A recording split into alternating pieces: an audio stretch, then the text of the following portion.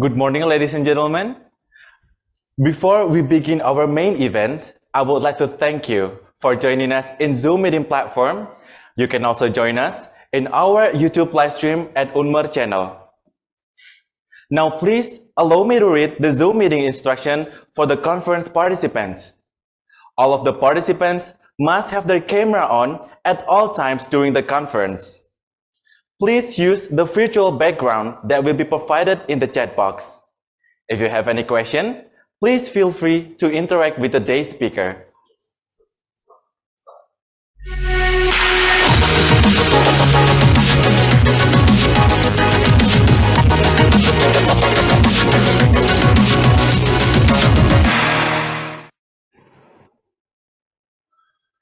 Assalamualaikum warahmatullahi wabarakatuh. Shalom, Om Swastiastu, Namo Buddhaya.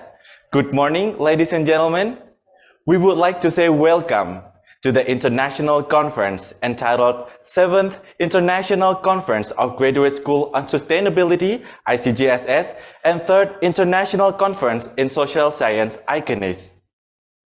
First, we would like to acknowledge the distinguished speakers for our international conference. Professor Dr. Aries Roda Romallosa, Central Philippine University, Mr. Eka Nugraha Putra, SHMH Ph.D., Indiana University, USA, and University of Merdeka Malang, Professor Davide Matteo Petenella, University of Padua, Italy, Professor Justina Nakonieczna Bartosiewicz, Ph.D., University of Warsaw, Poland, Mr. Alan Chen, Ph.D., Guangxi Minsu University, Nanning, Guangxi, China, Madam Saifon Chairung Ruang, Ph.D., Institute of Science, Innovation and Culture, Raja Mangala University of Technology, Krung Thep, Thailand, Mr. Dennis, Ph.D., Jindal Global Law School, India, Professor Nicola Del Ferro, University of Padua, Italy. And also, we would like to extend our warmest greeting to the head of our institution, the chairman of the Foundation of Merdeka Malang, the rector and vice rectors of the University of Merdeka Malang, the director of postgraduate program, and the deans, the honorable guests and participants of this conference. Before we begin this conference, I would like to introduce you to the agenda of today's event. First, we will begin the event by listening to our national anthem, Indonesia Raya. Second, we will listen to the reporting speech from the conference chairman. Third, welcome greetings from the rector of the University of Merdeka Malang and opening of the conference. Fourth, prayer for opening for the conference. And the last session of speakers' presentation. Ladies and gentlemen, before we begin our main event, we would like to invite you to listen to Indonesia's national anthem, Indonesia Raya.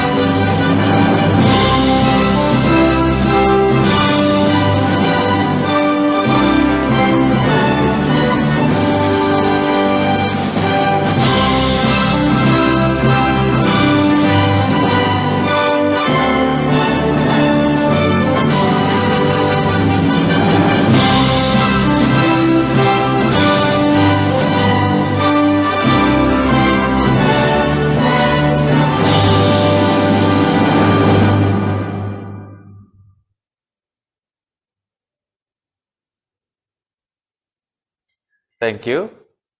Next, we would like to invite the conference chairman to deliver his reporting speech.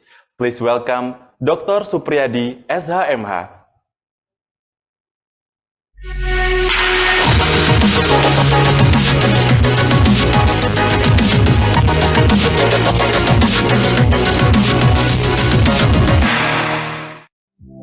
Honorable Chairman of University of Merdeka Malang Foundation and its staff, Honorable Rector of University of Merdeka Malang, all respected Vice Rectors, Director of Graduate School, Deans, and all the structural officers of University of Merdeka Malang, all respected guests and participants of the 2022 International Conference.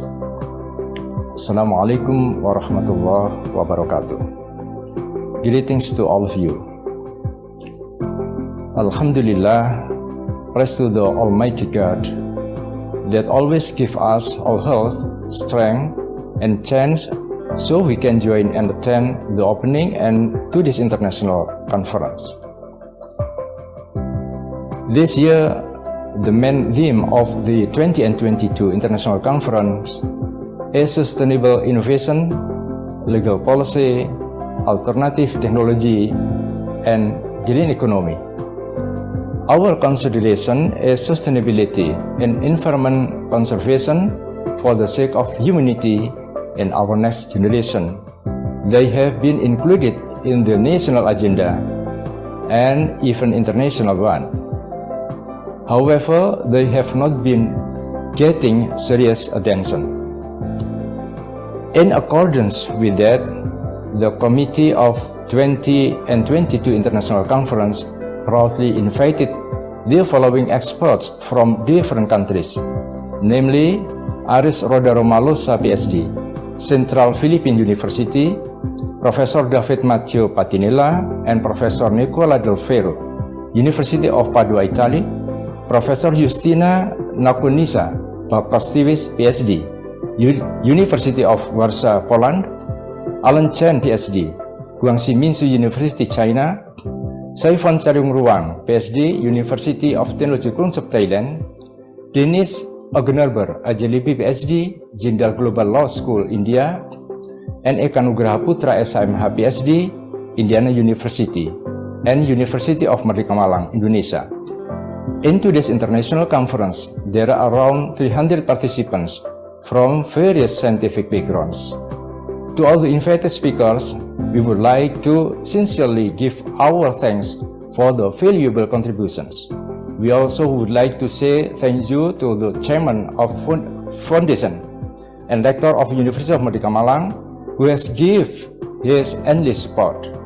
The last, our thanks go to all the guests, presenters, and participants of the international conference for the active participation. Finally, we would like to invite the Honorable Rector of University of Merdeka Malang, Professor Dr. Anwar Sanusi, SMSI, to open today's international conference. Thank you and Assalamualaikum warahmatullahi wabarakatuh.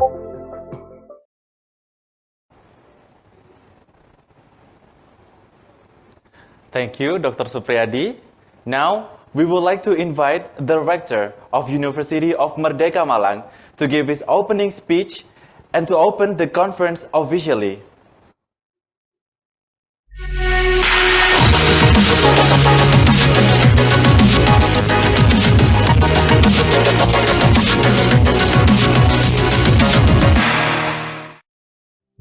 Assalamualaikum warahmatullahi wabarakatuh. Good greeting for all of us. Allow me to welcome you, all distinguished guests attending to this program, to the structural official at the Merdeka University of Malang, the keynote speakers, invited speakers, and all the participants of the international conference. Let us give thanks to the Almighty God for all of His blessing and grace, so that today we can organize the international conference in a very pleasant atmosphere.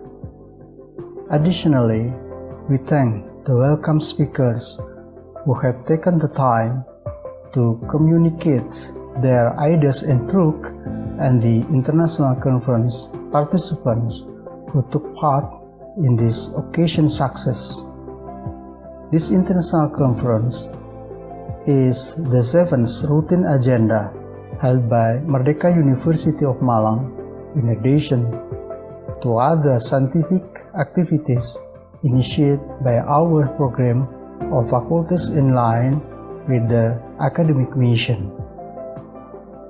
We continue to develop this kind of activities a hallmarks of higher education institution that provide space for scientists, academic researchers, and practitioners to explore ideas and truth that can contribute to the development of the Republic of Indonesia.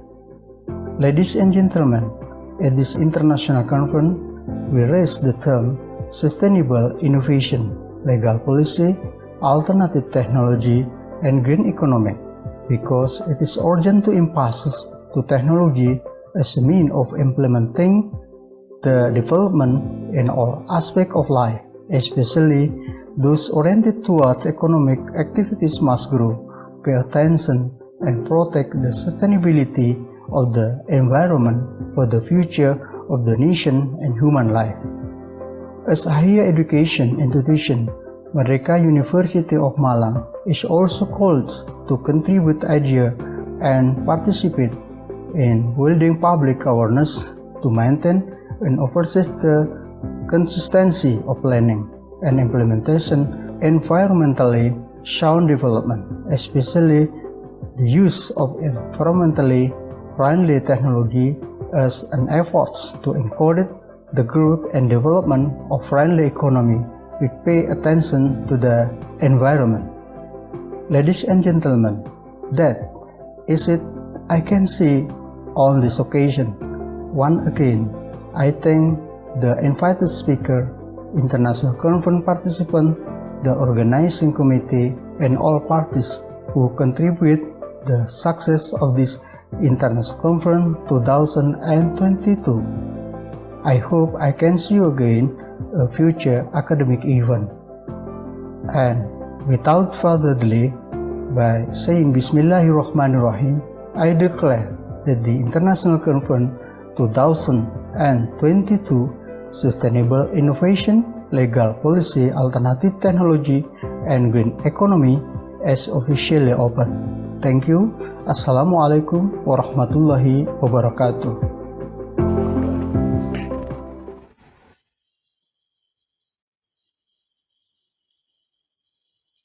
Thank you, Professor Anwar Sanusi. Now, we will invite Professor Dr. Agus Salahuddin to lead our prayer recitation session.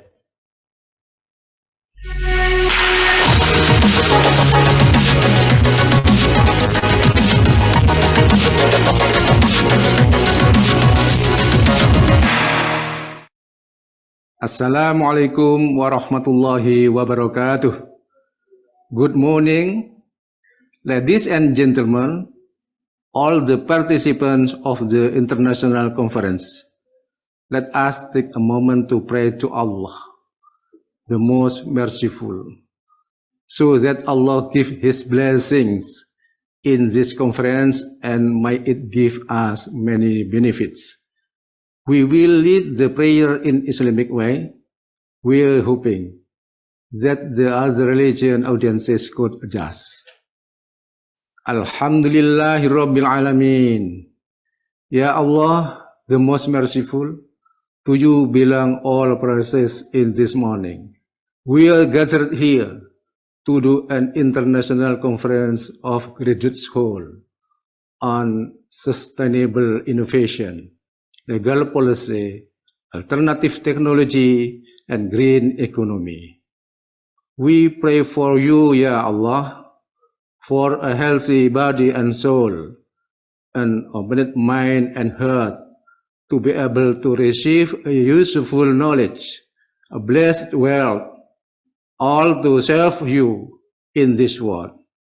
Allahumma inna nas'aluka ilman nafi'a wa rizqan wasi'a wa amalan mutaqabbala.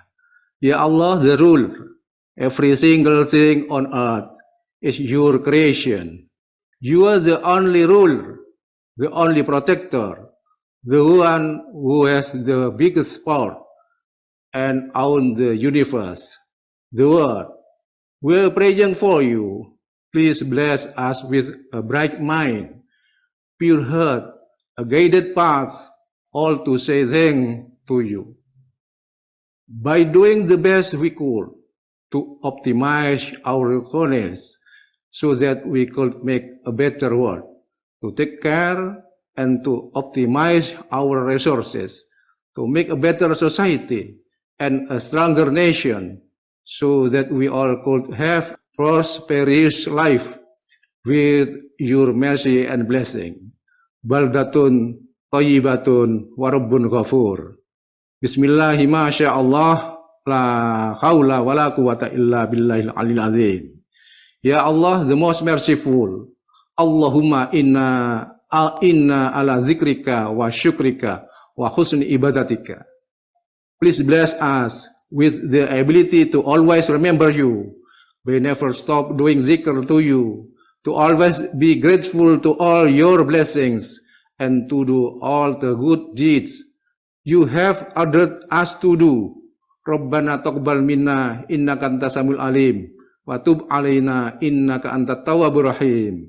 Subhana rabbika rabbil izzati amma yasifun wa salamun alal mursalin walhamdulillahi rabbil alamin. Wassalamualaikum warahmatullahi wabarakatuh.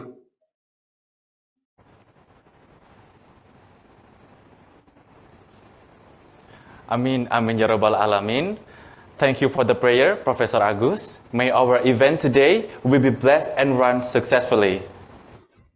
Our honorable guests and participants, we finally begin our main section of today's event, which is the International Conference entitled 7th International Conference of Graduate School on Sustainability ICGSS and 3rd International Conference in Social Science ICONIS. And this section will be led by our moderator. Please welcome Dr. Andini Risvandini.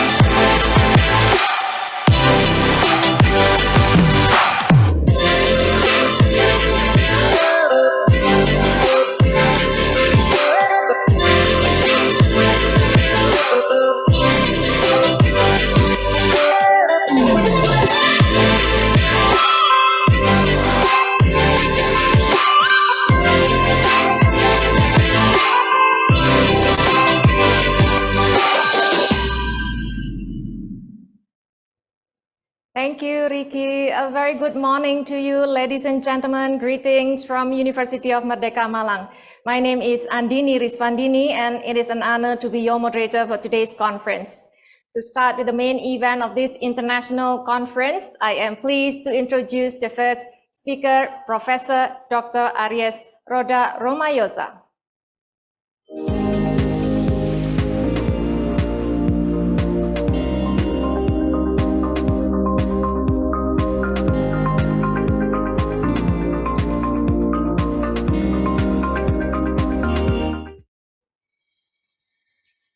The title of her presentation is Alternative Technologies and Green Economy, CPU's Contribution Towards Sustained Philippine Agriculture Mechanization.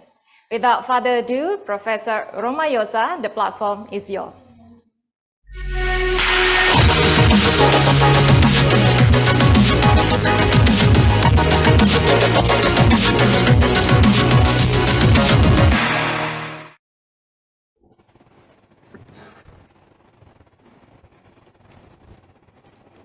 Good day, ladies and gentlemen. I am honored to present virtually to you all my topic for this year's International Conference on Sustainable Innovation. I'll be presenting Alternative Technologies and Green Economy, Central Philippine University's contributions toward sustained Philippine agricultural mechanization. But before I go fully on my presentation, please allow me to share a little bit about CPU.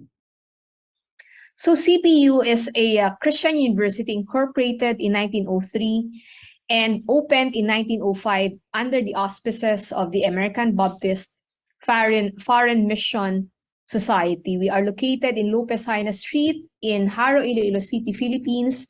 And then we have about 10,752 students, college students specifically, for the first semester under the academic year 2022-2023.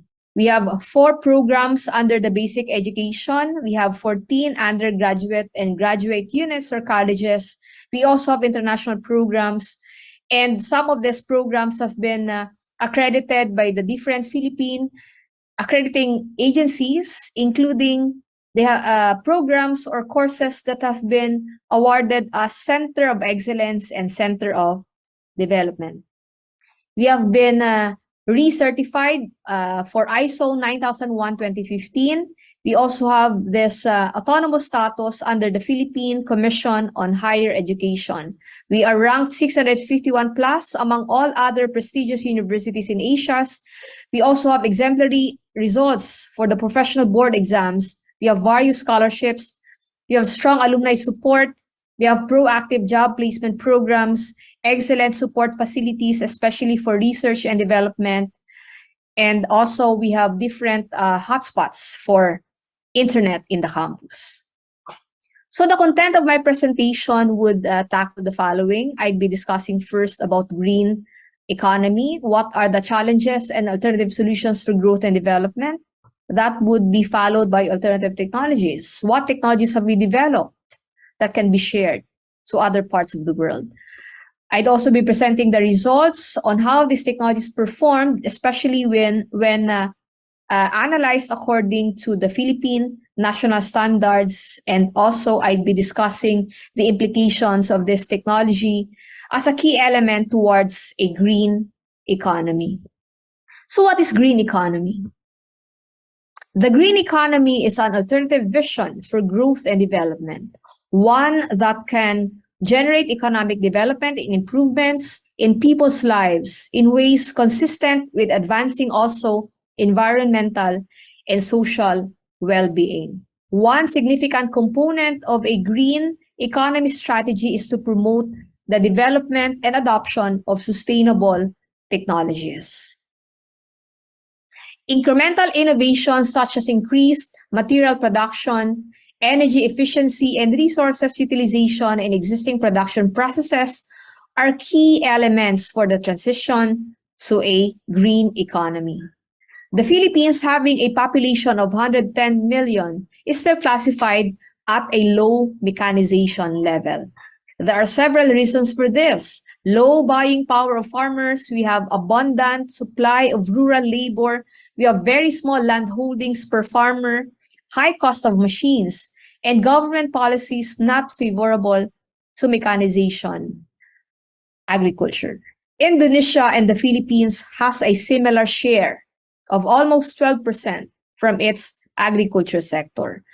And as an agricultural country, the Philippines generates a lot of biomass waste or residues, specifically those that are abandoned after agricultural production. These abundant wastes are plenty, they are organic and renewable, and can generate energy when properly utilized through designs and developments.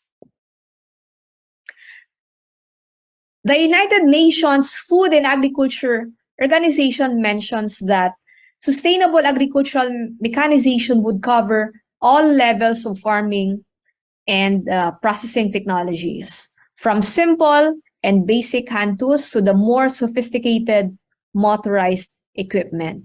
In addition, sustainable mechanization considers different aspects like technological, economic, social, environmental, and cultural when contributing to the sustainable development of the food and agriculture sectors. Sustainable agricultural mechanization involves the application of different forms of power sources in conjunction with appropriate equipment able to do useful work in agriculture, rural production, and along the agri-food value chain. So a mechanized operation in the farm would ease hand labor. It would also mitigate labor scarcity. It could lead to the improvement in terms of productivity. It will also lead to the efficient use of resources.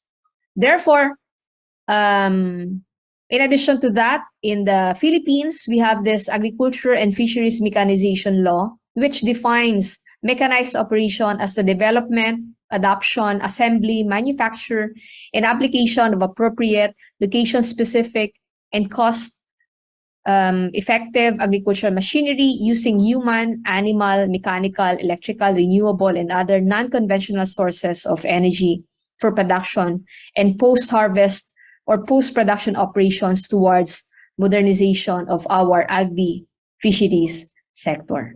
Therefore, the use of agricultural equipment is cited as an important tool to promote agricultural modernization.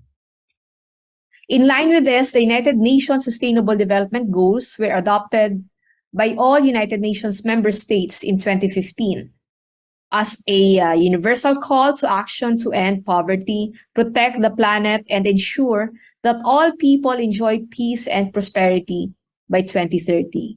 So the 17 SDGs are integrated. That is, they recognize that action in one area will affect outcomes in others, and that development must balance social, economic, and environmental sustainability. And with sustainable agricultural mechanization, the modernization and transformation of this sector may be achieved, thereby contributing especially to SDGs 1, no poverty, SDG 2, zero hunger, SDG 7, affordable and clean energy, and SDG 9, which is industry, innovation, and infrastructure. In the Philippines, government policies on agriculture are now leaning towards self-sufficiency in terms of food supply. It also means the adoption and utilization of technologies to improve land, crop, and labor productivity. CPU, through its Appropriate Technologies Center, started developing and introducing machineries that are specific to the needs of the stakeholders. We developed cutting-edge technologies that focused on production and post-harvest activities, and we integrated the use of biomass in these technologies because we have plenty of this in the area. So for the objectives of the technology development, we designed and developed appropriate technologies, which I would be presenting according to 3 classifications. Then there is the operating evaluation based on recommended methods of testing, including performance analyses that were compared to the Philippine national standards or the Philippine agricultural engineering standards and other findings. For the materials and the methodology, it started with conceptualization. Ideas were conceptualized as a solution to the existing and emerging concerns within the local and regional scope in Iloilo, Philippines. This was followed by design and development, in which it took place at the Aprotec Center as a collaborative work between our students, professors, and researchers. And then we continued enhancement and also the evaluation of these technologies according to standards until the commercialized units are attained. So what are these different technologies that we have developed? We have first the crop management technologies. These technologies intended to process products such as rice, and another product is abaca, a very important agricultural crop in the country. So for this machine, this is the paddy dryer. It is a flatbed type. It uses eggshell fan, in which heat from the furnace is forced to the plenum chamber and goes up to the holding bin, drying the 75 sacks of grains for a maximum of 18 hours. And then the plenum chamber, this is the plenum chamber. It's a vacuum-like component of the dryer where air pressure is developed for uniform distribution of the heated air through the grain mass. And then another one is our abaca decorticating machine. So the abaca decorticating machine is a straw flow hold-on type technology that operates by feeding the leaf sheets manually to the input chute. The abaca leaf sheet used in each operation is cut into half along its length, and then they are fed facing down into the decorticating chamber for effective extraction. Once inside the decorticating chamber, the fibers are beaten and scraped by the decorticating blades, and then the first half of the leaf sheet is also the first to be fed, while tightly gripping the other half. So the fibers are extracted through the impact force produced by the high-speed decorticating blades, and then the waste residues are scraped off through the resistance provided by the scraper block. The second machine technology that we have are considered as or classified as size reduction. So this is our biomass shredder. This technology is ideal if they are to be used for composting later on. So when operated, the blades and shaft assembly rotate with respect to the horizontal axis, operating in an axial flow manner where biomass enters the cylinder through the feed hopper, and then they are discharged on the other end. And then this is our cassava chipper. The cassava chipper operates also in a throw flow manner. It is equipped with cutting blades fixed to a rotating cylinder, and then the cylinder is rotated through the movement of the 2 horsepower electric motor. And then cutting or slicing of cassava is made possible by the shearing action or the action of the cutting blades against the end periphery of the feeding hopper. A scraper is then responsible in discharging the chip materials out of the chute for collection. The third classification would be the so-called byproduct utilization. This is our so-called side-in stove. This is a cooking technology. It's called side-in because of the steam box injected here on the side. By injecting steam, a more improved flame is generated during the burning of the gases. Combustion is maintained by gradual removal of the burned fuel using the discharge lever found here on the side, with intermittently replacing the fuel at the hopper. Combustion likewise is sustained by the supply of the primary and secondary air. Another byproduct utilization technology that we have is known as the single burner gasifier stove. This one makes use of the gasification process. The fuel is loaded first in the reactor, then ignited at the top of the reactor by introducing burning pieces of paper with the eggshell fan turned on. So once sustained, the burner is placed on the top. This is the burner.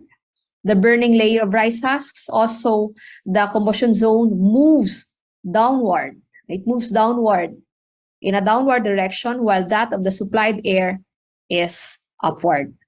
And then gas is produced. So air is naturally injected to the combustible gas through the secondary holes, thereby producing a luminous flame. So the next slides will be the performance of these technologies when compared to the Philippine agricultural engineering standards. The first one would be the crop management technologies. We have here the paddy dryer and the abaca decorticating machine. So this dryer operates making use of 3,000 kilograms of paddy. Now, it can accommodate 3,000 kilograms of paddy per day of operation. On the other hand, abaca machine can utilize about 63.36 kilograms per day. Now, in terms of drying rate, the dryer can operate 0.67% per hour of operation. For the drying efficiency, it has 77%. And then for the abaca, it has an extracting efficiency of 80.30%. In terms of fiber recovery, abaca has 3.68%, while for the fuel consumption rate, a paddy dryer could consume 30 kilograms per hour of rice husk, while abaca deco machine, which is driven by an internal combustion engine, can utilize 0.73 liters of gasoline per hour of operation. When we compared the results to the standards, the drying rate of the dryer is a bit lower at 0.67% as compared to the standards, which require 0.80%. On the other hand, the drying efficiency of the dryer is higher compared to the 75% set by the standards.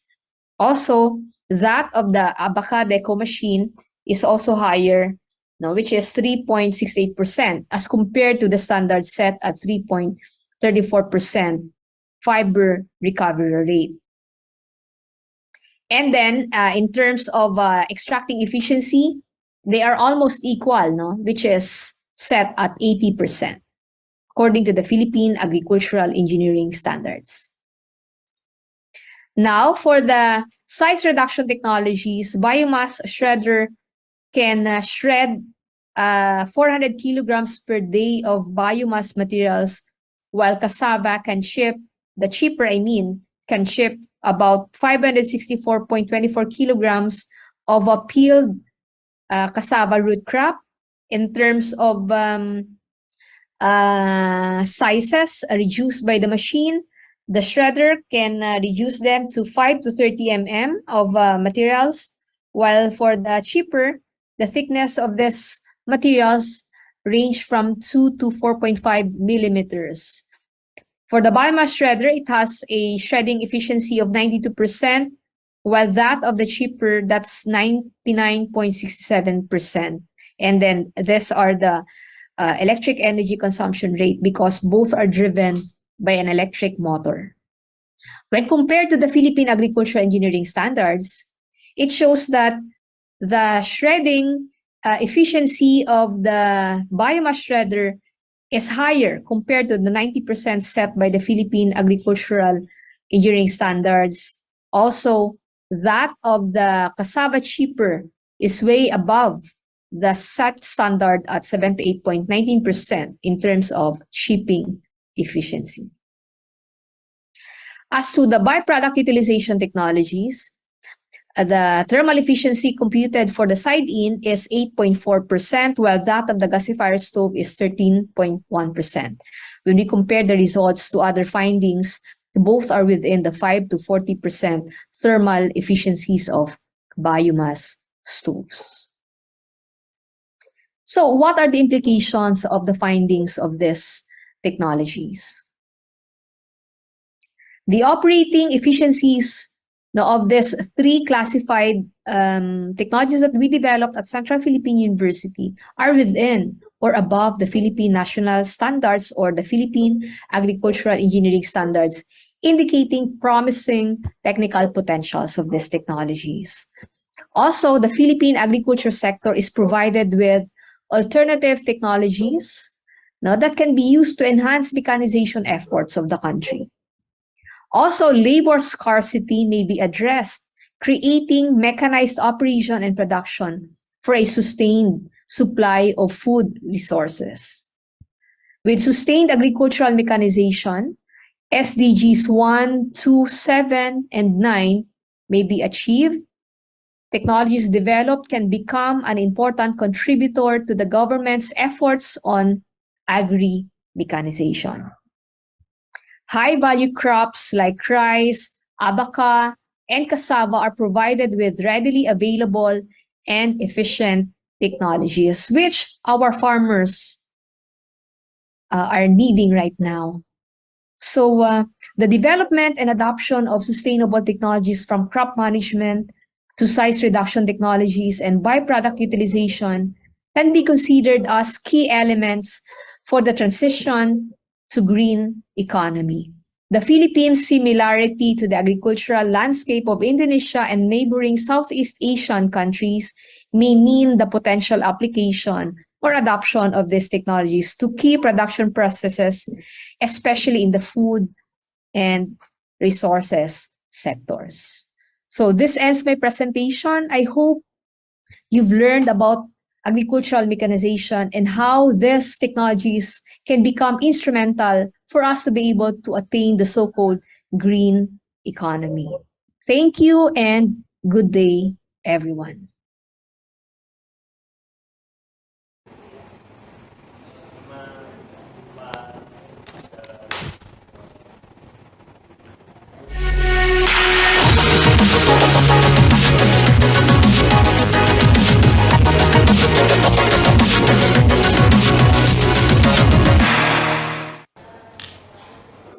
Thank you, Professor Romallosa, for a very insightful presentation on alternative technologies and green economy.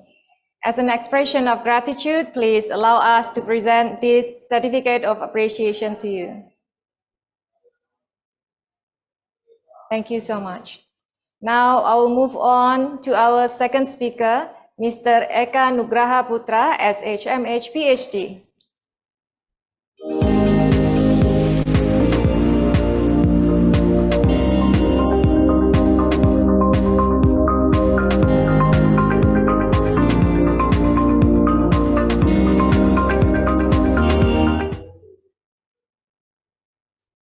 The title of his presentation is Pursuing Environmental Justice. Without further ado, Dr. Eka Nugraha Putra, the platform is yours. Good morning. Thank you very much, Ms. Andini. Good morning, everyone. I hope you all are in a very healthy condition, and also it's really nice to back to Malang, although it's online platform, and see everybody faces here, my colleagues, my friends, and also everybody at Unmer Malang. Without further ado, I think I'm just gonna share my screen with my presentation about with the title Pursuing Environmental Justice. Let me just share my screen.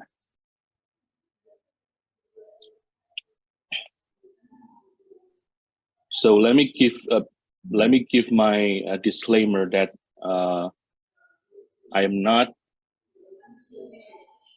an expert on the environmental or green economy, but with my focus of concentration and my work mainly is in the criminal law, I will be talking about the environmental law, environmental harm, in the perspective of justice itself, how to accessing justice, and of course with the perspective of criminal law. So I hope that will be okay. But if you have any question or would like to discuss later on after the presentation, I will be happy to take that. So as I said, the title will be Pursuing Environmental Justice. With the agendas, or this presentation will be covering a couple of things. I'm going to introduce you about the global, as in, a couple, well, not all of the global environmental problems, but it will be several main environmental problems that happening especially in the past couple of months, and then how, as a part of international community, us in Indonesia, or in the global community as well, can be accessing justice, environmental justice. Later on, I will be also try to use Indonesia as an example or a context with its criminal law, criminal justice system, and how it would be helping, or what is the issue and challenges right now about the environmental justice. This also will be part of the discussion with the issue and challenges, and then later on the analysis of the several legislation, the history, a little bit history of the legislation, and then post the challenges and problem before end the presentation with the several recommendation and conclusion as well. So let me start with these two pictures. So as part of the global environmental problems, I'm assuming that all of you might have seen these two news stories or these two pictures that just happened last month in October, and both of them coincidentally occur in London, United Kingdom. The left one is a picture from a protester that's focusing on the Animal Rebellion. The name of the organization is Animal Rebellion. The second one is focusing on the protesting to stop using the fossil fuel. The left one happened in a in a grocery or supermarket, where the protester, all of them are young protester, maybe in the early 20s. On the left one, they're dumping milk as a way to protest that. One of them said that right now the top 5 corporation that contribute to the high emission in the world are part of the using the dairy as in milk, as in part of the milk, and then dairy as part of the products. So they were protesting that stop using this dairy product. So that's why they dumping the milk on the floor in that mall, in the supermarket.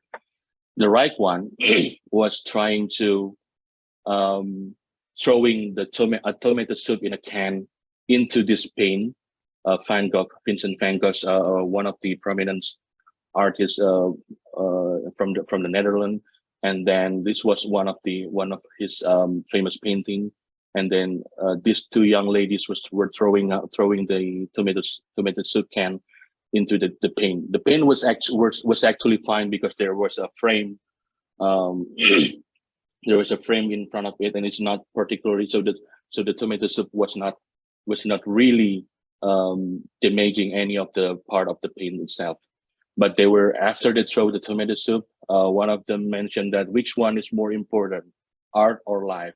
And then they were protesting that it was part of their movement to remind all of us, not just people in the UK, but to remind all people in the world. I think that was their intention, that they would like to remind all of us to stop using fossil fuel, and fossil fuel is one of the energy that not going to be renewable.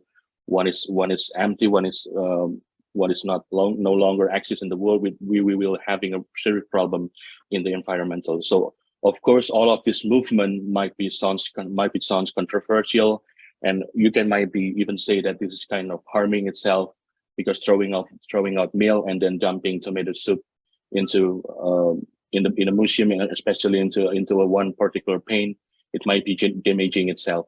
But despite all of that, we can see that actually their way to protesting is just to spark the environmental problem, to remind us that there is still existing problem with our environmental in the world today. So that's why there are what I say here is there is a dilemma. So there is a dilemma in pursuing international justice. As I said earlier, in the previous slide, that they were from the UK, so might be all of those young protesters might be having the priority to pursuing international justice in terms of environmental law. But of course, we can also see that there is also a problem with the international justice itself. How are we going to see if, let's say, if there is existing international justice in terms of environmental problem, but can we see it is also happening? It is also being a priority in other part of the world. It might be not a problem, but despite all of that, if we can see one of my favorite paper from Richard Falk mentioned here with the title of the paper is Pursuit International Justice and Prison Dilemmas in Image and Future. It was written in 1999, but I think it's still pretty much relevant to this day.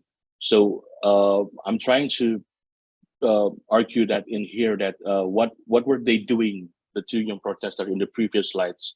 What were they doing is actually try to reclaiming the present generation. I mean, what are the present generation doing to the environmental is going to be a problem for the future generation, which is them, the protesters. So they are part of the future generation. With the globalization, with the modernization, with technological advancement, it's going to be harm into the environmental and also going to be effect into depletion of resources. So they're acting based on the try to reclaiming the present generation issue that is going to be problem if you're not taking any action right now. The government, corporation, private entities, even the public itself right now, society, as in us as part of the present generation, it's going to be problematic. It's going to be harmful, and we do not know for sure what is going to be happen. But of course, this is the way, as Richard Falk mentioned. Richard Falk, by the way, is a law professor from in American University in the U.S. So it's one of the ways. So he presents 5 dilemmas in international justice. One of them is in the terms of reclaiming present generation, as in the environmental problem. The other 4 is about in other aspect, human rights, and also economic growth as well. So from now we can see that there is actually a problem that have been discussed for the past years, and but it's still going to be a problem if there is no action by the government or even the public in this context. Of course, in terms of to overcome with those issues in environmental problem as part of the international community, we have to see what do the international human rights framework says in here. However, the international human rights framework is actually acting as the directive principles. So yes, we do, countries or state parties do have to comply, do have to obligate with all of those international human rights framework. For example, the ICCPR, International Covenant on Civil and Political Rights, or even ICSCR, International Covenant on Economic and Social and Cultural Rights, or even the latest General Assembly by the UN, resolution of the General Assembly of the UN in July. In July, those resolution provide that or emphasize that right to access healthy environment is right now not just merely right, but right now it's part of human rights itself.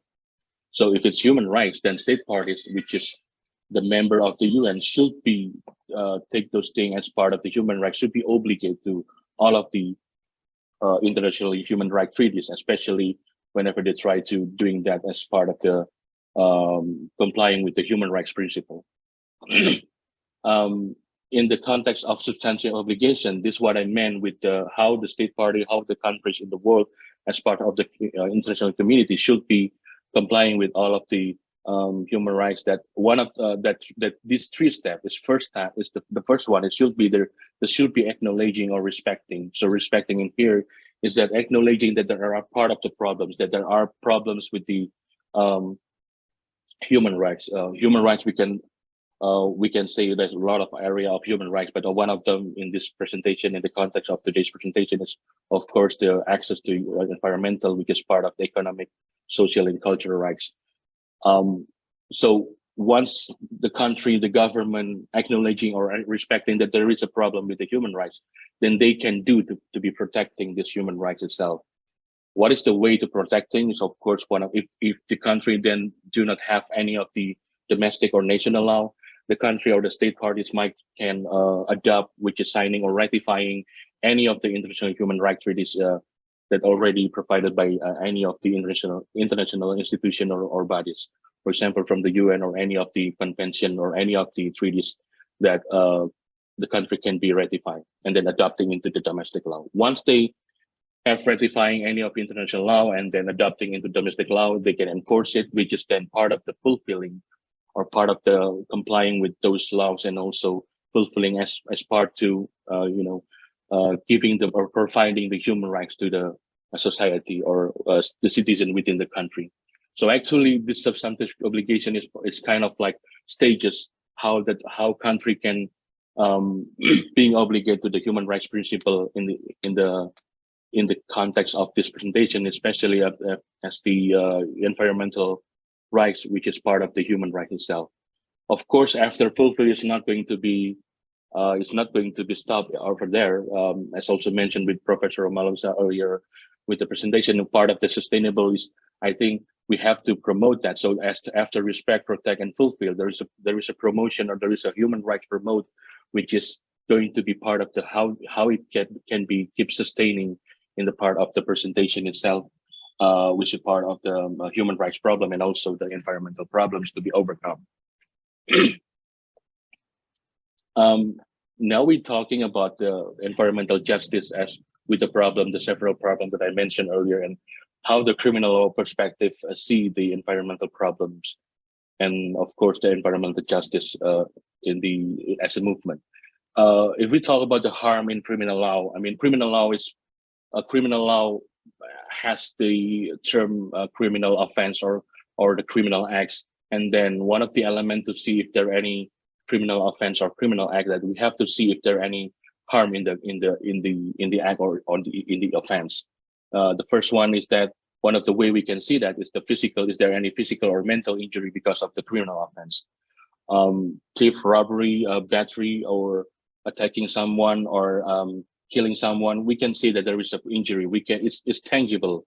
It's a tangible harm. It's tangible harm, and then we can see what is the decay, what is a problem that caused by the offense.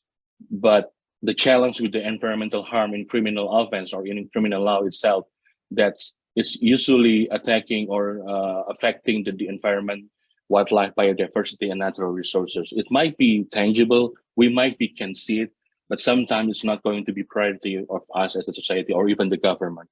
Why is that? Because of the perspective of the victimization itself, using the criminological perspective, that there are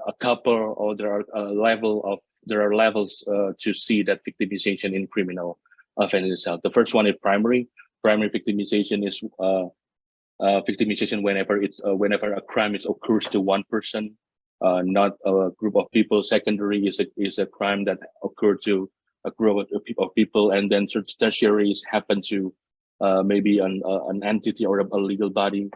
But there is also mutual victimization whenever a crime is also the crime offender is also part of the victim itself. Let's say, for example, prostitution and also drug crimes or narcotics.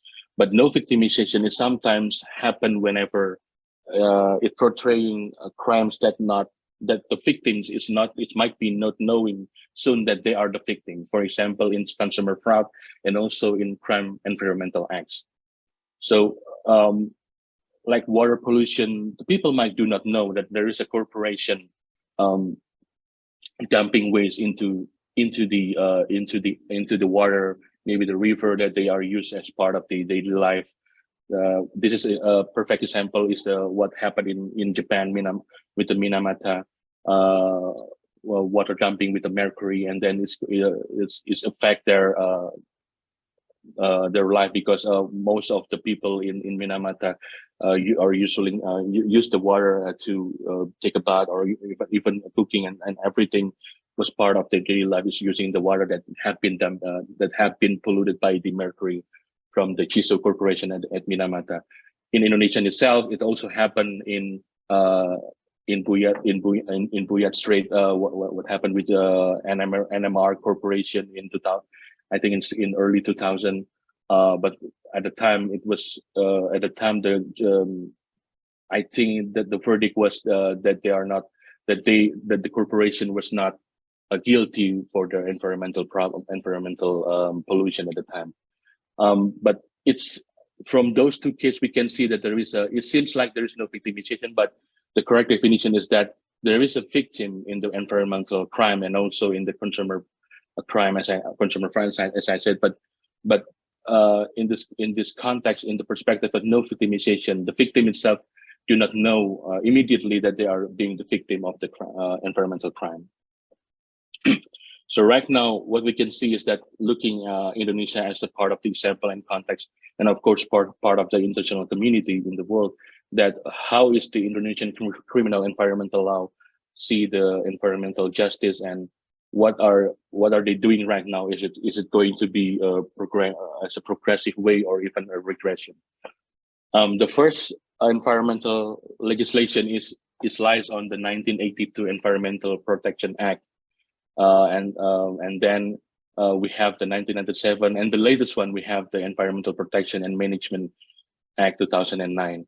Right now, we still have this Environmental Protection and Management Act in 2009, but there are a couple of provisions that have been revoked or even changed due to the Job Creation Acts, the Omnibus Law of 2020 Job Creation Act, which was actually changing a lot of aspects, a lot of law in a lot of sectors. So not just Environmental Protection and Management Acts partially exist, but other laws also as well were also revoked and changes due of this controversial Omnibus Law in 2020.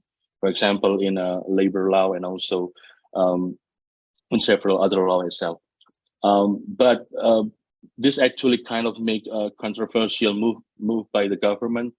After the controversial Omnibus Law in 2020, the government also right now tried to drafting one of the long issue that we have not been having right now.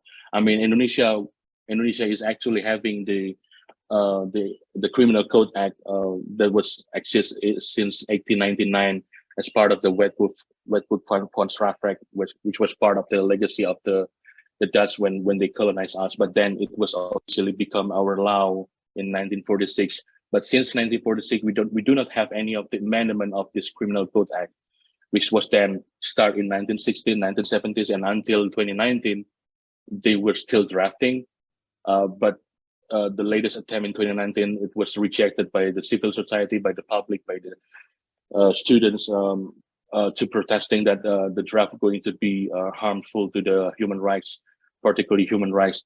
And also the latest draft in 2022, in July 2022, actually still has similar provision with the 2019 version, but it might be showing the problem, especially with the provisions of the environmental crimes in this Criminal Code Act. It's actually going to be problematic. We're gonna see what is that.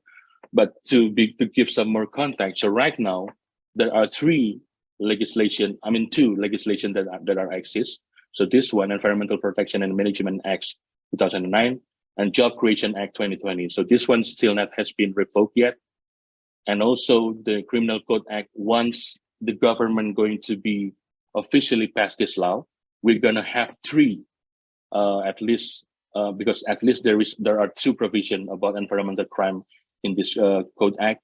So we're gonna have at least three laws regarding environmental law or environmental justice problem in Indonesia, which is, it might be overlapping to some extent for each other. Let's see what's the problem with the Indonesian Criminal Code Act in the draft itself. So it's still a draft right now, but we can see there is a problem. So the only two articles that connected or related to the environmental crimes is particularly lies in the Article 344 and 345 of the Criminal Code Act. The problem, if we compare with the Articles 98 and 99 in the environmental law in 2009, there is a minimum sanction lies in those two articles in 2009 law, which is if there's any punishment, criminal punishment, or even criminal fine sanction to the corporation as the offender of the crime, they're gonna have like the minimum is 3 billion, is 3 billion for the criminal fine sanction, and the maximum is the 10 billion for the criminal fine sanction. But when we compare with the Criminal Code Act in the Article 344 and 345, there is no minimum sanction, but only providing the maximum fine sanction, which is 3 million rupiahs. The problem in here is that if there is no minimum sanction for any corporation to conduct, whenever they conduct a criminal environmental act or environmental crime, it's going to be too easy for them to getting a way out, because if there is no minimum, they can be, maybe the court, there is a potential that the court might be giving the verdict, which is the criminal fine sanction might be very, very low. Let's say for like 500,000 rupiah, which is very low and very small amount compared to their benefit with the corporation conducting harms. A little bit facts, why I keep saying corporation, because corporation is the highest number for the offender of environmental problem in Indonesia.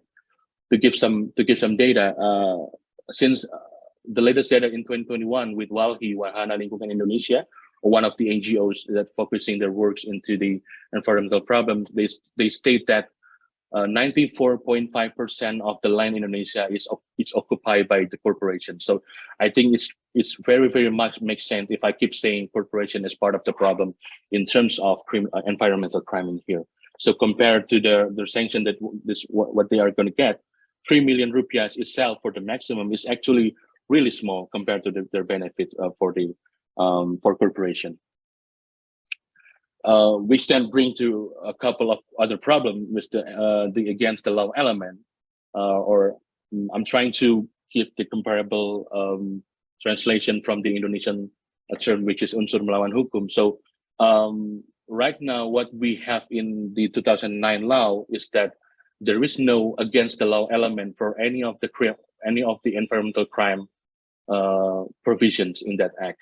It was exists in the 1997 law, the environmental 1997 law. The 2009 law revoked that against the law. So any of the environmental crime, any of the pollution doesn't need to be proof against the law element in this context, because it's going to be hard to prove that. But then this Criminal Code Act in the articles 344 and 345 trying to impose that again, trying to reinstate against of the law again, the element again, which is actually going to be problematic in this matter. Another problem is about the unclear environmental standards. So right now we have two environmental standards according to the 2009 law. The first one is about the pollution standard, and the second one is about the environmental standard itself, baku mutu lingkungan and baku mutu kerusakan. It lies in articles 98 and 99. But in the 2009 law, it's actually regulated as two separate provisions and two separate standards.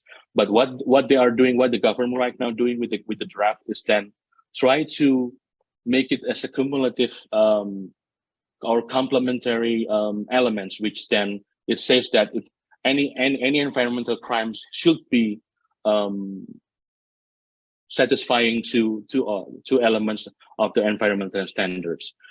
It's going to be challenging for the investigator, for any of the law enforcement, which then bring to the another problem, to difficult to prosecute the offender because of the unclear environmental standards.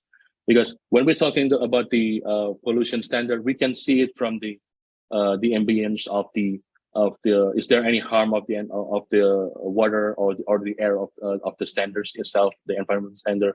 But it's gonna be challenging if they are kept to do the two environmental standard, putting those two as cumulative standard, and then going to be make it as the element of the crime in the Criminal Code Act.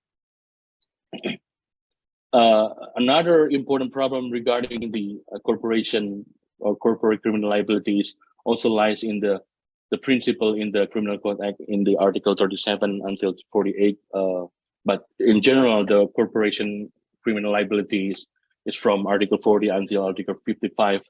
It was the strict liability. So strict liability is a principle in criminal law that a corporation would be going to be liable for any of the crime, regardless of the intention. So court does not have to proving if there are any guilty minds, or if there are any guilty acts, or is there any mens rea, the elements of guilty minds, or is there any guilty acts, the element of the element of guilty act in terms of they are conducting the crimes itself. So with the strict liability, it's actually making the way much more easier for the government in the past before this draft, with pursuing the liability of the corporation. For example, in the deforestation issue or deforestation case, it's actually will be going easier when we can apply this strict liability, because regardless of the intention, whether it's part of dolus or whether it's part of culpa, whether it's part of negligence, whether it's part of deliberately wants to do the crimes, with applying this strict liability is actually give them easier time for the law enforcer to applying the liability and also find if there are any crime in there. But then this Criminal Code Act is not going to change the strict liability with the vicarious liability, which actually kind of I think they kind of taking over from the civil law principle of liability. So, but in this context, it's all about the individual liability instead of the strict liability, which is going to be lies in the liability of the corporation as the body itself. So that's why it's also going to be problematic and challenging, because with the vicarious liability that lies in the Criminal Code Act, it's going to be lies in the individual, in one of the employee of the corporation instead of the whole corporation itself. Of course, with a lot of theory of criminal corporate crime right now, there is a progression with that. So we can find the fault element in the corporation crime. We can find the fault element with the strict liability, and it's going to be lies not in the one of the employee, but it's going to be lie on the corporation agency as the whole entity, not as the one part of the one individual member of the corporation. So it's unfortunate that the draft right now is still using the vicarious liability instead of strict liability. That is the main talks on this matter. Strict liability also became the problem with the Job Creation Act, the Omnibus Law that I also mentioned, which is right now, again, they are revoking the guilty element, they are revoking the mens rea, which is now it's also become the problem. And then right now, with the changes of this law, it's going to be hard to pursue which one of the crime offender in this matter with the revocation by the Omnibus Law in the Article 88 of the Environmental Law 2009. With all of this problem, I think it's pretty much going to be easier if we having only one law. Let's say the Omnibus Law is part of the Environmental Law in 2009. So we actually already have the specific and special law lies in the 2009 Environmental Management and Protection Act 2009. So then why then the Indonesian government still wants to having a specific provision in Articles 344 and 345 in the Indonesian Criminal Code Act that rumor has said it's going to be passed as a law in December. So of course they're the only one who know what was behind the reason. But in this matter, if you see the draft right now, if you read the draft right now, in the concluding section, ketentuan penutup or concluding section, there is one provision that says that when the Criminal Code Act is going to be passed, the government will be revoked a lot of laws, because it's not going to be overlapping each other. But unfortunately, the Environmental Management and Protection Act 2009 is not one of the laws that mentioned in those provisions. Hence, when the government passed the Indonesian Criminal Code Act as a law later in December, or we don't know sure for when it's going to be. So we are going to have at least two or even three, including the job creation. We have three overlapping laws regarding, or especially three overlapping criminal laws regarding environmental crimes, which is overlapping itself, duplicating, has similar language of the text on the provision, but also has difference, as in the difference of the criminal fine sanction and the elements of the crime. So which one then the government, or which one then the law enforcement going to be used?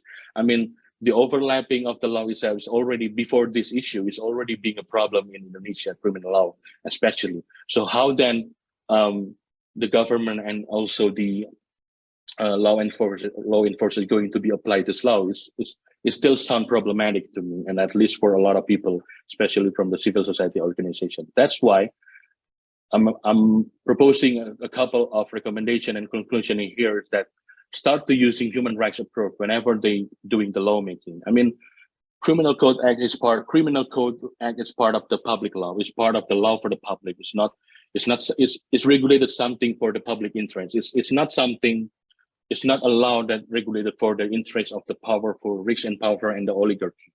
Rich and powerful already represented by the corporation with the facts that I mentioned earlier about that, how they are currently occupying 94.5% land in Indonesia that are rich and powerful. So is this laws that the government currently drafting is part to giving the red carpet to those corporations, or even or instead then they are using that to accessing to one of the easiest way to accessing justice for the public. This should be being the concern of the government right now, and especially whenever they being part of the international community in pursuing of justice in the environmental rights. Last one, I would like to say that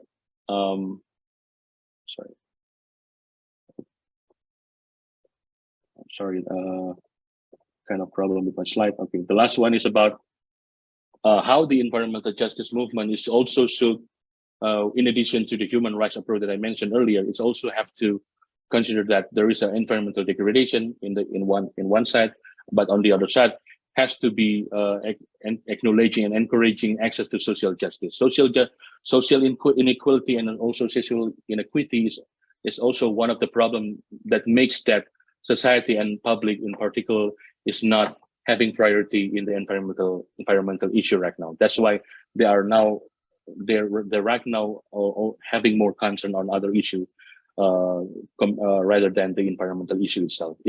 Unfortunately, even our government right now is unfortunately also do not have any of the. It seems like they do not have any of the concern regarding the environmental and also human rights. If you can see in the past couple of years with our president speaks in the Indonesian Representative Council in the Pidato MPR Kenegaraan.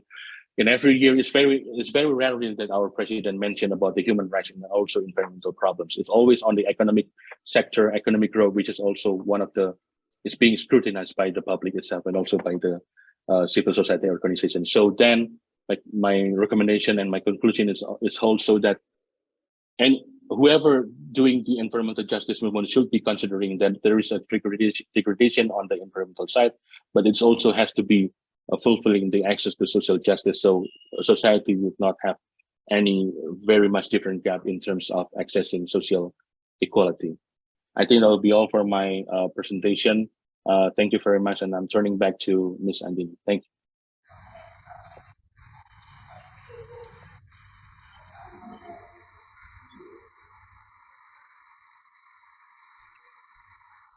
Thank you, Dr. Eka, for a very insightful presentation. As a token of gratitude, please allow us to present this certificate of appreciation to you.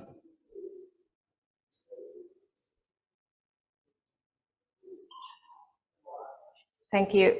Now I will open the Q&A session. I'll read some questions from the audience.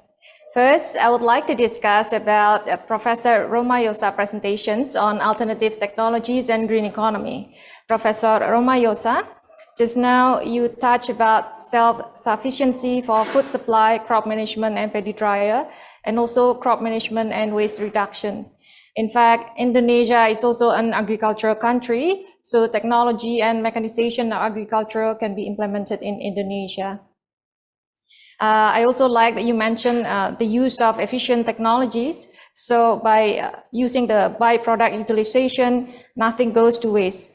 So right now, I'll read some of the questions from the audience. I know that you have answered some of the questions just now. You type in the chat box, but it's good if you can answer directly. Let's see the questions.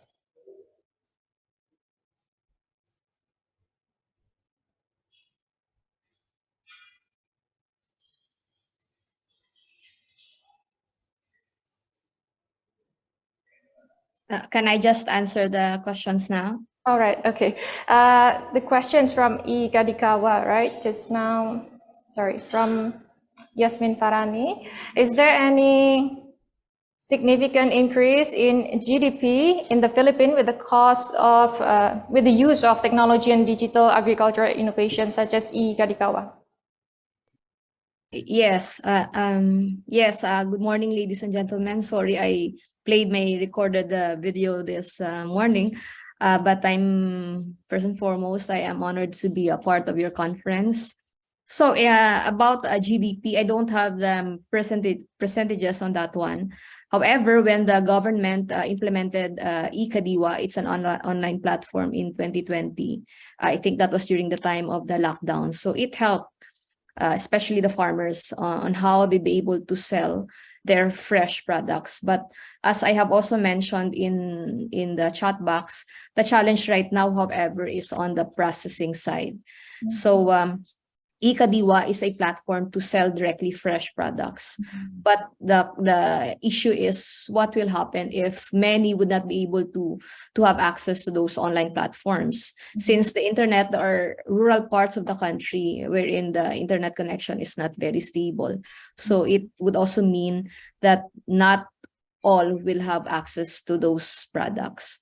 Hence, I would always go back to the use of appropriate technologies. No, I use the term appropriate because right now there are so many technologies introduced in the market here in the country, but some of these technologies are so big in terms of capacity. And many of our farmers are operating in small land holdings, so it would not be applicable if they're to be utilized in their own area. Hence, they would still go back to the manual method of production. All right. So there are limited technologies, therefore, for processing. So that's the issue. And that would also affect GDP. And as I have mentioned in my PowerPoint, the agricultural sector is only about 12% in terms of GDP. So that's very small, even though we are an agricultural country. So we are still at that very low percentage, and one of the reasons for that is really the low mechanization status of the country. When the law, AFMEC, the Agricultural and Fisheries Mechanization Law, was signed, I think, in 2013, and I've been conducting trainings to farmers from land preparation to still it's a challenge. There are limited availability of the so-called appropriate technologies, and that's what we do at the university, since we also have a program in agricultural engineering. So that's how we link our academic offering to the industry and also to the agriculture sector. All right. Thank you so much for your answer, Professor Romallosa. Actually, we do have the same platform here in Indonesia for the agricultural, where the farmer can sell their products like a Tani Hub. But of course, like you mentioned, we have the same problem here actually, that not all of the farmers have access to the platform. So a lot of them, especially if they are in the other island beside Java, they will just choose selling using the manual system. Right now, I'll move on to the second question. It's from Dr. Sina Setiadi from Graduate School Program from Merdeka University. He said, Magandang umaga. Good morning. My question is to Professor Romallosa. Based on your explanation, I want to know what is the role of the Philippines government related to the policies in order to enhance green economy. Thank you and maraming salamat. Yes, thank you, Professor. The green economy projects in the Philippines right now are mostly focused on climate smart technologies, anything related to climate change, to environmental rehabilitation, since this is actually what we need. You've also seen in the news last week that the Philippines was devastated by Tropical Storm Paeng. I mean, many areas were flooded and many of our rice fields were flooded. So how do we relate those green economy technologies? There are no areas for drying right now. Some farmers have no access to that. So the best way is to capitalize on the use of paddy dryers or rice dryers or anything mechanical, because with that technology, farmers can dry less than 24 hours. They'd be able to dry the palay, and then after 24 hours, giving it time to equilibrate you subject that to milling, and then you'll have your milled rice.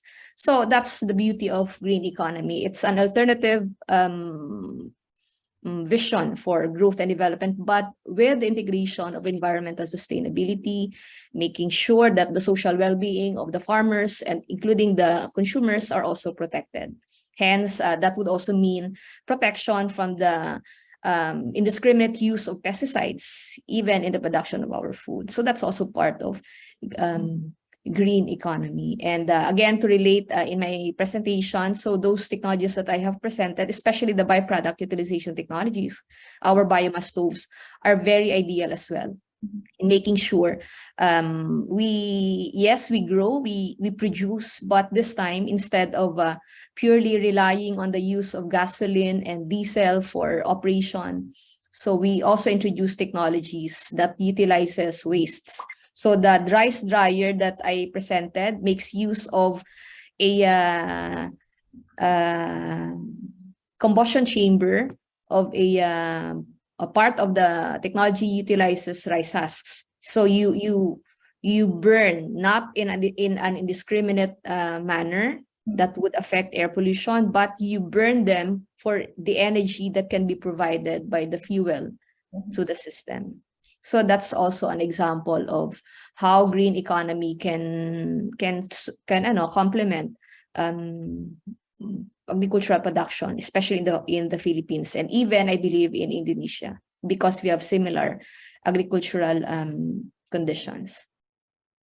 All right. Thank you so much, Professor Romallosa, for answering the questions. I have one more question from Nirwana. He asks, how is the condition of our country, Indonesia and Philippines, ahead of the technological progress, especially in the economic condition? I think based on the data or conference that I attended before, Philippines and Indonesia are similar in terms of mechanization level. I think we are, correct me if I am wrong, but I think we are on the 2 horsepower capacity per hectare of operation. So how do we move forward? So both countries should, personally, I believe that we should invest in small technologies, appropriate technologies, anything that would help farmers mechanize their operation, not those complicated technologies. So there are still portions of the country where farmers are less access to trainings and even educational background. So we cannot just give them an IT dependent technology, everything is digital. So that would be difficult for them. So it's good to introduce to them first technologies that would gradually enhance their production. And once they see that income may be increased, then I believe they would start converting also in or investing in other bigger technologies. So that's what that's my challenge ever since. It's difficult to encourage farmers to really go into mechanization, because if they would give them the amount, they would right away say, no, sorry, I cannot afford this one. But we have to explain to them, yes, you invest on this. However, after, let's say, 1 year, or based on your computation on the return on investment, they'll be able to recover what they have invested from that technology. At the end of the day, operation has been shortened. You don't need to hire many people to your farm. You just need 1 or 2, probably 3 machines for the operation and processing, and then you can sell your product and then access the internet, such as Ikadiwa or even Facebook. In the Philippines, Facebook Marketplace is also very well known in selling your products. So it's also one way of introducing them. And if they don't have access to the internet, we still have small marketplaces. I don't know what it's called in Indonesia, but in the Philippines, we have this so-called wet markets where fresh produce are displayed. And then consumers would just go there every day to buy the freshest products that they could find if they don't have access to the internet. All right. Thank you so much for your answer, Professor Romallosa.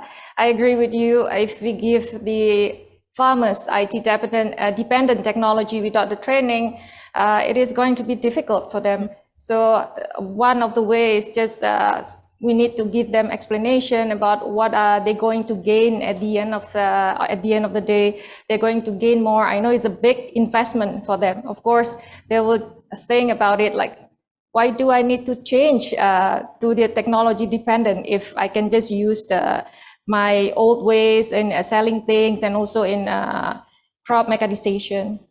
So Yes. just now also very interesting that in the Philippines they use Facebook as a marketplace. Yes, in fact, I also check products in the marketplace sometimes. So that's also my fastest way to check on the latest products, even processed goods like, grilled chicken or anything that has to do with food. So I would make use of that. However, there are still those who do not have access to the internet. And if I may add, I have a friend whose father is a farmer. His father has been, using the traditional method of farming, rice farming. And he challenged his father, you continue doing your old method. I will use his own land holding, which his father gave him. He introduced the use of small machineries and other techniques such as integrated pest management. He is not dependent on the use of pesticides, for example. And then at the end of the production process, he was able to prove to his father that indeed you could earn more if you shift towards sustainable management of your farm, use mechanized operation. And then when his father saw the big difference, he shifted to an updated methodology. And that's the challenge. Farmers would always say, I want to see to be able to believe what you're doing. Yes, correct. We have to be good practitioners, good examples of what we are talking. And that's the best way to advertise also, or for them to be able to shift to this new findings in terms of mechanization. Yes, correct. Just now, it is a very good example. If like the father and son, for example, they compare, if the son is using technology and the father is using just the old ways, the traditional ways, then at the end of the day, they can compare like which one can earn more. Then they will believe. Then they will slowly convert them. Yes. With new technology. And actually, we have one more question here from Amin Silalahi. What is your solution to accommodate about the organic fertilizer in order to improve the agricultural sector in the Philippines? Oh, yeah, it's actually very controversial, the term organic fertilizer. Yes, although in the Philippines you have this law now, we have the Organic Agriculture Act. I think that was signed in 2010, if I'm not mistaken. And the intention really was to also gradually capacitate farmers to shift on the use of organic agriculture, especially on the adoption of organic fertilizer. However, this law would also mean that farmers has to undergo certain processes. They have to they have to let their so-called organic fertilizer be tested for them to claim it's organic, right? So some of those farmers are not doing it because of the protocol, because of the tedious process for applying on that one. Hence, it did not really go mainstream as compared still to the synthetic use of the fertilizer. But how, in order to accommodate, I believe government policies down to the local level, those are the solution to really force the sector to say, for example, they should be required to 40% of their operations should utilize organic fertilizer, the rest should be synthetic. So we don't have that kind of policy as of the moment, wherein, example, in the fuels, there are already laws like say 10% additives for gasoline or for diesel. But for the use of fertilizer, we don't have those strict requirement as to really allowing the farmer to use organic fertilizer. But the demand for organic food is very high also because people are now conscious in terms of health. However, as again, I would go back to the policy, you cannot sell your product unless it undergo a certain process before it can be marked organic food or organic fertilizer. And many of our farmers do not want to undergo that kind of tedious process. So that's the challenge still on capability building, more on trainings for the farmers to really see at the end of the day the significant impact if they would shift to this kind of product. Yes, thank you so much for your answer, Dr. Romallosa. I understand if you want to brand something like the produce as an organic, then you will have a certain requirement. Like, for example, the crop must be like certain meters away from other crop that Yes. is organic. So it is really not easy for the farmers as well. Okay. And the return in terms of I think income, they are still not what's this in it? They are still not adamant as to the big difference in terms of income, because they would, for example, if they would shift to organic agriculture, that's about 3 years of not utilizing. You should really stop the use of synthetic fertilizers, and 3 years for them is too long. That would mean lots of losses. So the opportunity cost to earn has is gone. So they cannot afford to not utilize their land holding for 3 years just to shift. Yes, thank you so much, Professor Romallosa, for a very interesting discussion. Thank you so much for your time. Salamat. Nice to finally meeting you, because we have been in contact for the last 3 months, right? Yes, thank you to the University of Merdeka, Malang, and to all the participants. Thank you for the opportunity to share also what we've been doing in this part of the world. Good morning, everyone, and hope to see you again in the next future related conferences. Good All morning. right, thank you so much. Yeah, thank you. And now I'll move on to our second speaker, Dr. Eka.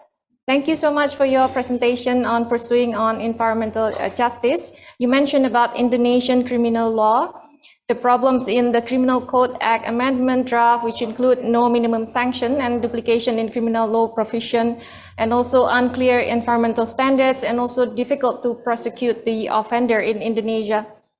Now let me ask the questions from the audience. I have the first question is from Dr. Supriyadi. What are the biggest obstacles in law enforcement in the environmental field in a country controlled by an economic oligarchy or a political oligarchy? Thank you. Yeah, thank you, Ms. Andini, and thank you all also for Pak Supriyadi or Dr. Supriyadi for the question. So I believe this is also part of my presentation earlier, that the current state of Indonesian, especially when they try to see the perspective of environmental justice, is apparently most likely are, as Dr. Supriyadi question here, is part of the control of the political oligarchy and also economic oligarchy.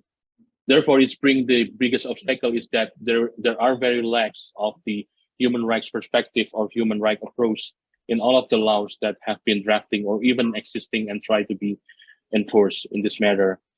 As I mentioned in my presentation, we might be having in the future, late in the year, we might be having a tree of the overlapping criminal law provision regarding environmental crime that's still having problem in using the human right perspective. The minimum fine sanction is actually reflecting my answer to your question, with how possible a corporation that conducted a crime, an environmental crime, is only having 3 billion rupiahs as the maximum sanction.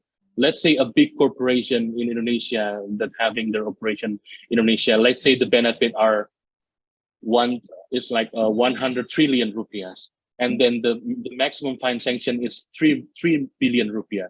It's nothing. It's just small amount of money from their benefit, from their daily operational basis.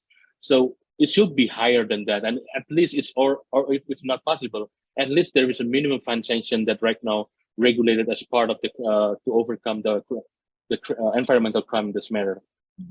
With the current plan in the draft of the Criminal Code Act, the government going to having only the maximum sanction, not the minimum fine sanction.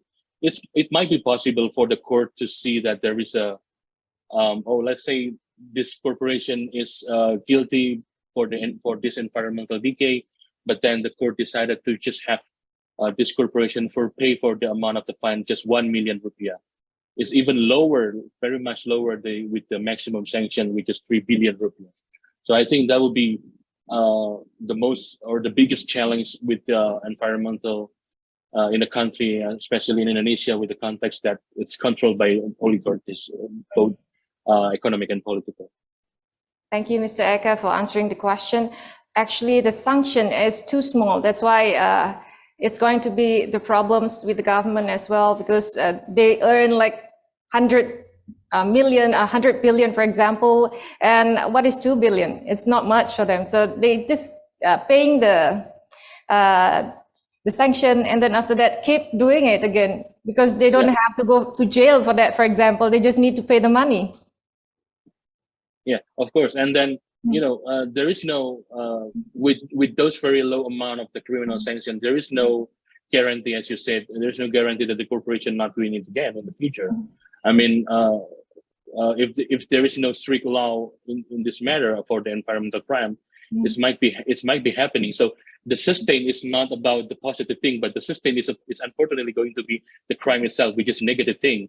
Whether the sustainable development goals is actually supposed to be something that very good and very positive, right? But if the law still keep existing like this, the sustained thing is only about the crime, not about how to overcome with the crime itself. All right. Thank you so much. Now I'll move on to the second question from Dr. Sukardi. Mr. Eka, in Indonesia cases, the concept of commercialization of extractive industries during economic growth expect gave the impact of environmental decay, where state regulations should take place in the commercialization that will cause the decay in the environmental. Yes, thank you, Dr. Sukardi. So I believe that if the question is about where it should take place as in the position, it should be in the middle. It should be bridging the interest of the public and also the interest of the private entities as in corporation. So not in the middle as in balance, but we also can say that it should be taking side more on the public interest itself.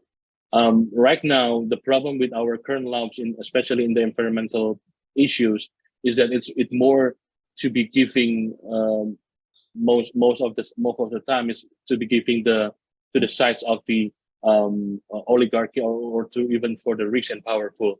The one case that I mentioned in Nusa Tenggara Timur in Teluk Buyat, the case with the dumping waste was actually the corporation was decided by the court that they are free from any of criminal charges. That was because the law itself was existing, that was still enforced is the 1997 environmental law, not the 2009. The 1997, there was one provision which now revoked because that law is no longer exist. That law is no longer constitutionalized. There was one provision that makes the corporation free from any of the criminal charges, because there is one element about against the law, the unsur melawan hukum I mentioned earlier. This applied by the court at the time of the case, that this corporation just do not doing any of the violating of the law because they already have the permit to conduct the operation of the company. In the 2009 law, for any of the environmental damage, there is no regardless of the permit by the company.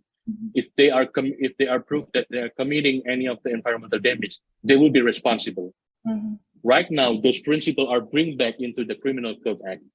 So, as we can see, the government right now was actually trying to impose an outdated law, an outdated principle that actually has been revoked in 1997 with the 2009 law. But right now they are going to impose again something that actually against with the theory of criminal law and also against with any of the principle of environmental justice, which actually brings, if this principle is going to be enforced, there is no responsibility for the corporation or any of the criminal offender in the environmental crime. So that is the problem. So to answer your question, to be more specific, the regulation should be taking place by fulfilling any of the public interest, not the rich and powerful, not the oligarchy. So I believe this question is kind of connected with Dr. Supriya's question, but to be particular, I also believe that it's part of the, it still can be giving the economic growth, but it doesn't have to be strict as in, I'm sorry, not strict. It doesn't have to be giving the more benefit for the rich and powerful as in for the corporation. It should be taking more on the public interest. All right, thank you so much, Dr. Eka. So the law itself is like overlapping each other, and then they want to use the older law, and then that's why it keeps overlapping, and it gives people chance just to do their, like for example, the illegal forest logging. Maybe they can they can escape from the jail because of the older law imposement. Yeah. Yes. That's right. Yeah. All right.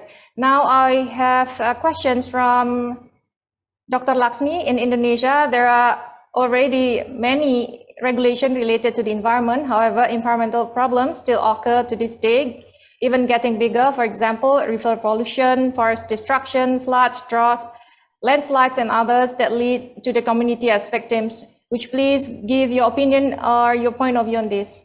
Thank you.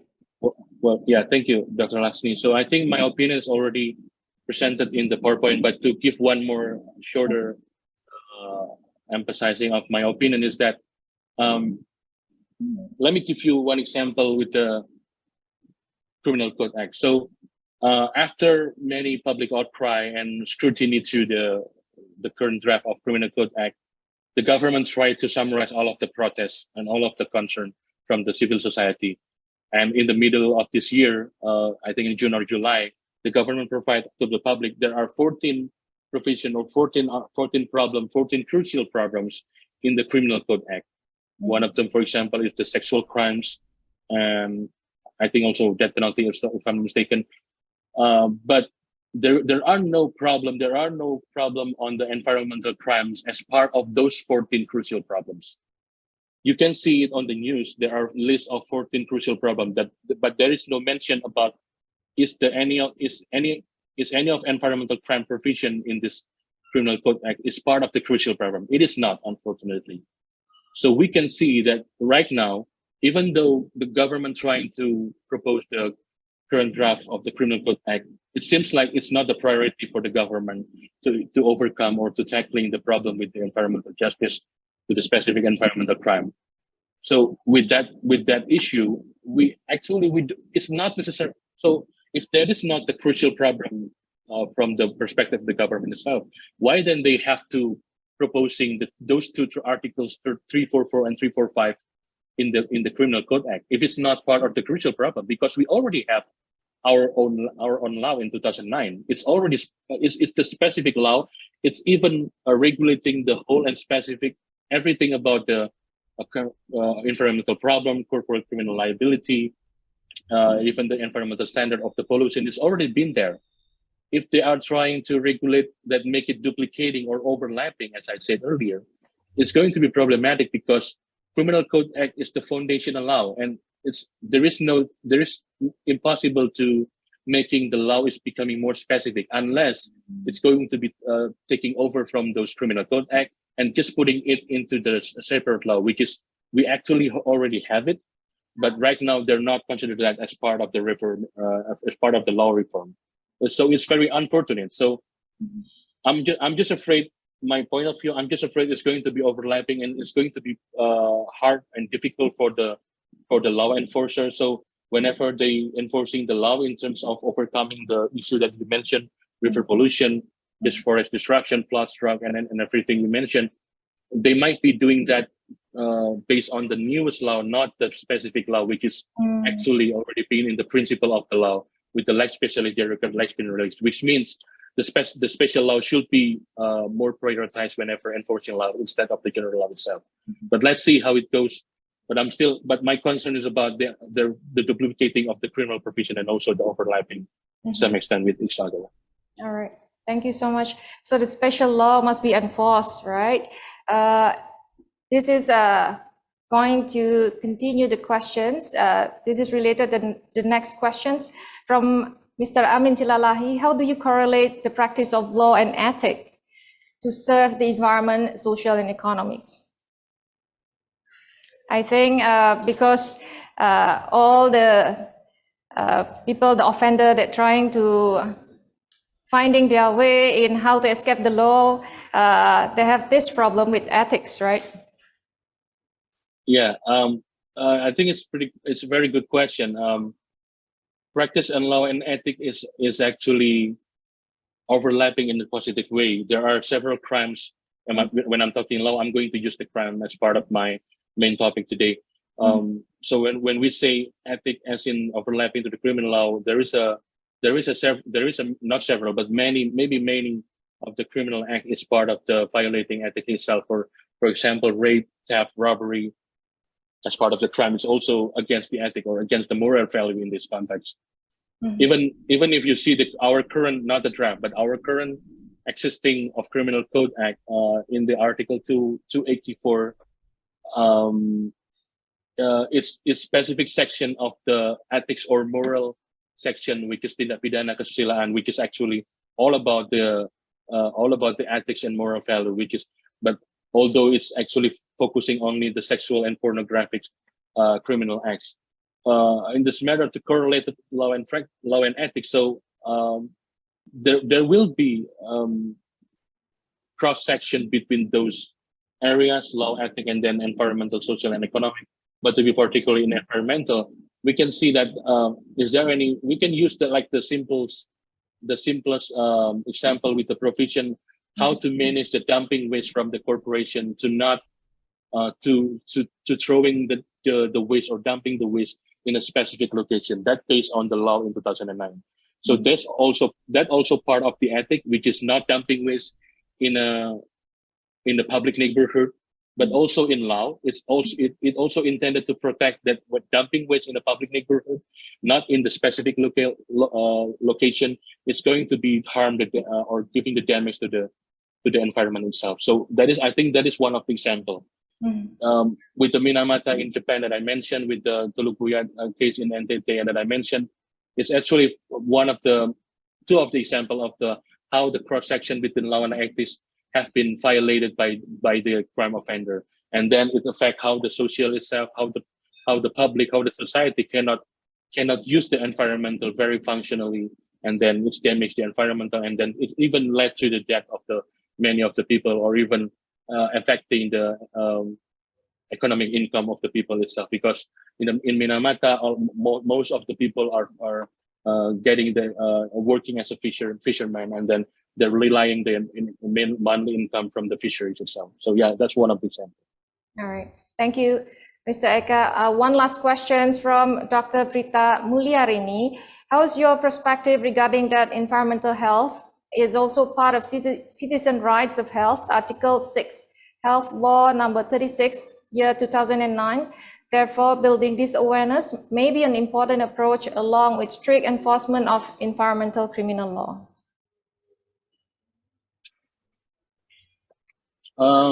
Well, actually, it's not. Yes, you're right with the Article 6 of the Health Law 2009. But to be more specific, as part of the global community, I believe Indonesia is also adopted this resolution by the UN General Assembly, the one that I mentioned earlier. So just this year, in July in 2016, if I'm mistaken, all of the 161 members of the UN adopted, and there were zero vote against this resolution. So they were adopting this resolution, which is mentioned that right to access healthy and clean environment is human rights. So it will be in line with the Health Law Article 6 that you just mentioned. Right now, the only challenge is that how the government would be scaling up the effort to comply with the resolution, because the resolution is also instructed all of the members, and all of them are adopting this resolution and voted yes for this resolution. How are all the members going to be comply with the and scaling up with the legislation that currently have? That will be including in the health law itself. That will be including the environmental law itself. That will be including, are they going to cancel or at least revising the current drafted of Criminal Code Act that's still problematic for many of the problem, including environmental issue. and how are they going to overcome with the issue of the job creation law 2020. So I guess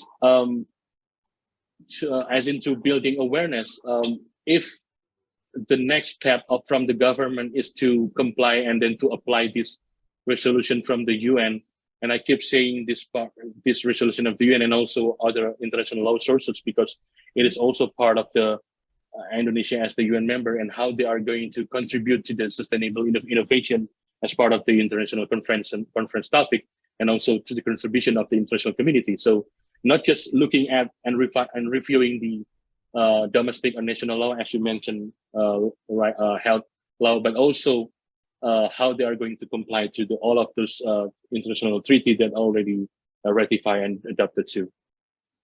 Hope that answers your question. All right.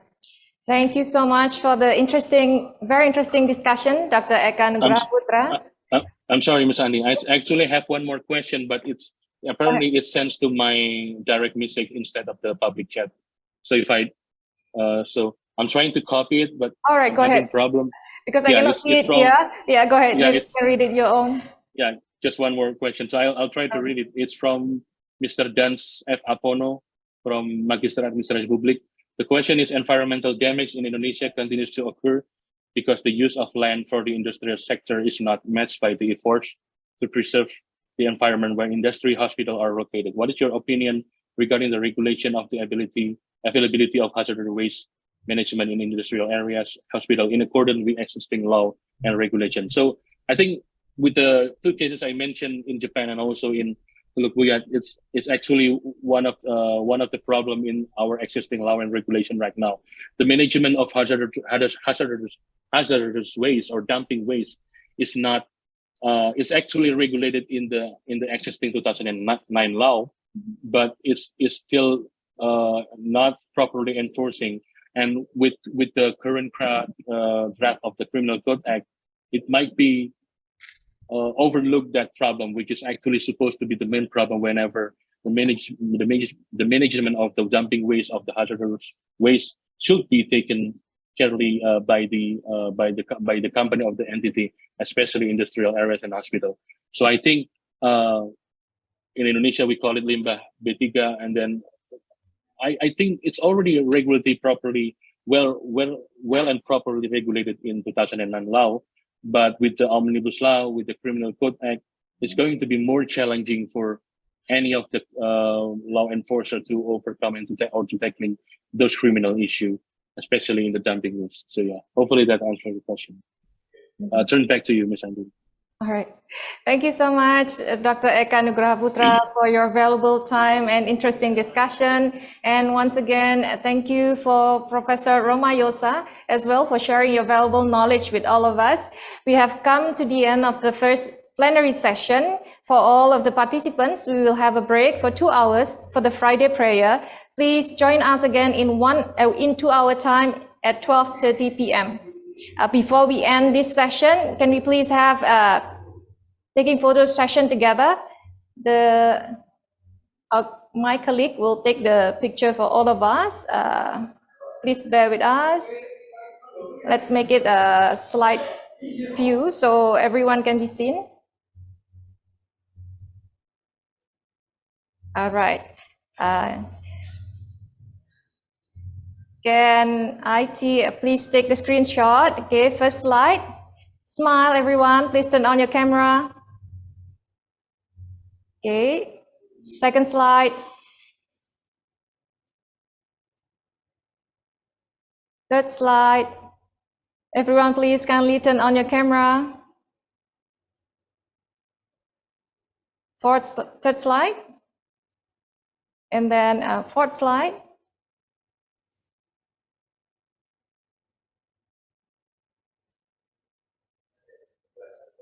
Okay. All right. Thank you so much and see you again soon.